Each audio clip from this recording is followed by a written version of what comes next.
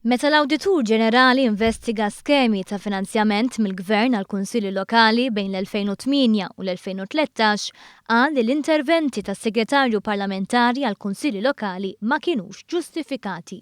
Kien l-eks Ministru u għal-iktar żmien Segretarju Parlamentari Chris Said li f'dan il-perjodu kien responsabbli mill-kunsilli lokali. L-Awditur qal li l-interventi mhux ġustifikati kienu partikolarment fl-għażla preliminari ta' applikazzjonijiet mill-qwa, fl-evalwazzjoni tas-sottomissjonijiet u fid-determinazzjoni tal-fondi allokati. Fl-investigazzjoni l-Awditur Ġenerali kien mitlub jistabbilixxi jekk il-proċessi applikati, l-istrutturi ta' amministrazzjoni utilizzati u d-deċiżjonijiet meħuda kienux konformi mal-prinċipji ta' governanza tajba u trasparenza.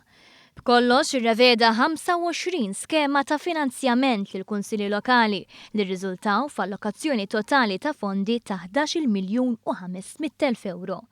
Dan l-uffiċċju huwa tal-fema li dan l-involviment tas-segretarjat ta' Chris Said kultant ippreġudika l-indipendenza tal-Kumitat tal-Għażla, evidenti fir-reviżjonijiet tal-għotjiet u f'każijiet meta l-fondi nkisbu permezz ta' komunikazzjoni diretta mas-Segretarju Parlamentari għall-Awditur. Żied li b'konformità mal-prinċipji ta' governanza tajba, is-Segretarju Parlamentari kellu jiżgura li l-istrutturi u s-sistemi meħtieġa sabiex jittieħdu d-deċiżjonijiet kellhom ikunu f'posthom, pjuttost milli jintervjeni b'mod dirett permezz totjiet lil kunsilli lokali speċifiċi. Fost diversi nuqqasijiet oħra l-Awditur innota wkoll li ma kien stabbilit ebda budget għal numru ta' skemi.